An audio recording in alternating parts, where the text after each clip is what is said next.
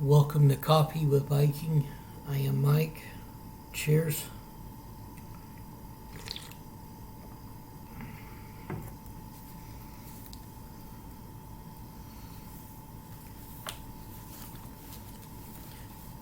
Theories on the toasting of Sodom. Genesis 19:24 through 25. The Lord rained down fire and burned sulfur from the sky on Sodom and Gomorrah. He utterly destroyed them, along with the other cities and villages of their plain, wiping out all the people and every bit of vegetation. And I believe it is still a wasteland to this day. The twin cities of Sodom and Gomorrah, along with their satellite villages, were notorious in Bible times for pride, gluttony, and laziness. Not to mention lust, too. While the poor and needy suffered outside her door. Ezekiel 16:49.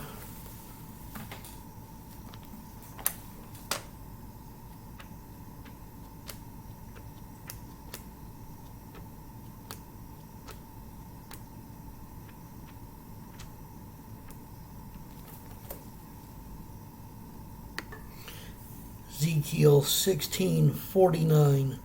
Behold, this was the iniquity of thy sister Sodom, pride, fullness of bread, and abundance of idleness was in her and in her daughters. Neither did she strengthen the hand of the poor and needy.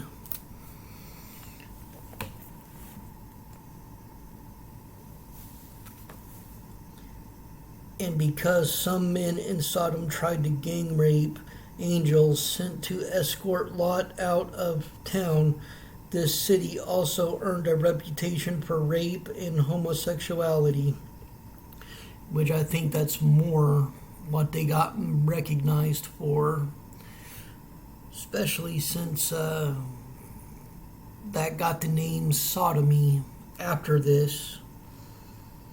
Sodomy, which is homosexual sex, takes its name from the city.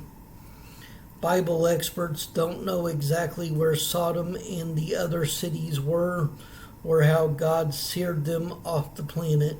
As for the location, one of the most persistent theories puts them in or near the shallow water of the Dead Sea's south end. The idea is that in Bible times, this area was a fertile plain, not flooded as it is today. And there's a map of Genesis world back when it was around that time frame.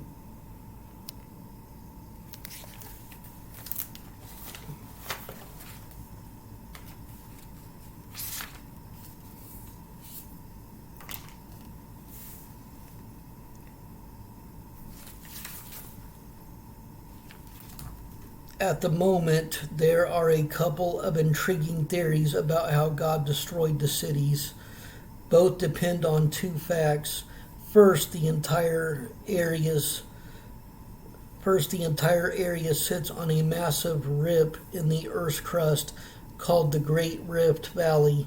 Second, the region is rich in natural gas and minerals such as sulfur and salt. Israel and Jordan mine these resources today. One theory is the Big Boom theory. An earthquake ripped apart pockets of natural gas which were ignited by pre-dawn lamps in the city's explosions. Explosions propelled ground minerals high into the air and they rained back down in a firestorm. And another reigning theory is the surfing turf theory. Behold, on sand beside the sea, the cities were shaken by an earthquake. For a moment, the landscape floated on the groundwater. beneath like quicksand. Then, pulled by gravity, the entire area slid down into the sea, and the cities aflame from natural gas fires. This theory was suggested by a retired geologist, Graham H. Harris, writing in the Quarterly Journal of Engineering, Geology, and Hydrogeology, November of 1995. And a little side note here: the Dead Sea chemical mining, floating on nature's abstract canvas, chemicals await collection by miners. The chemicals rise from the water and dry in evaporation beds of the Dead Sea's southern shallows.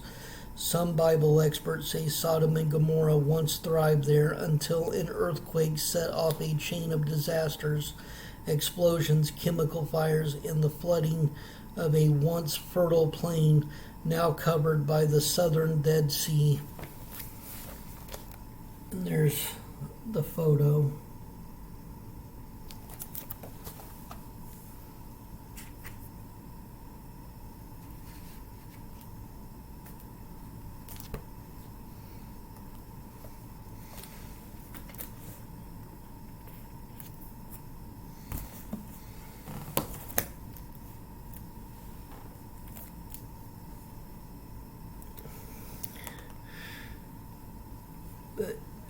Those are just some of the theories that people came up with over their studies on how Sodom and Gomorrah is completely wiped off the face of the earth and can never be brought back up, how the ground can never be fertile again. So I'll leave your thoughts on that. It's just other people's studies right there that I was just reading. Me, I believe when the Bible said fire and brimstone from heaven, that's the way I always see it in my head. So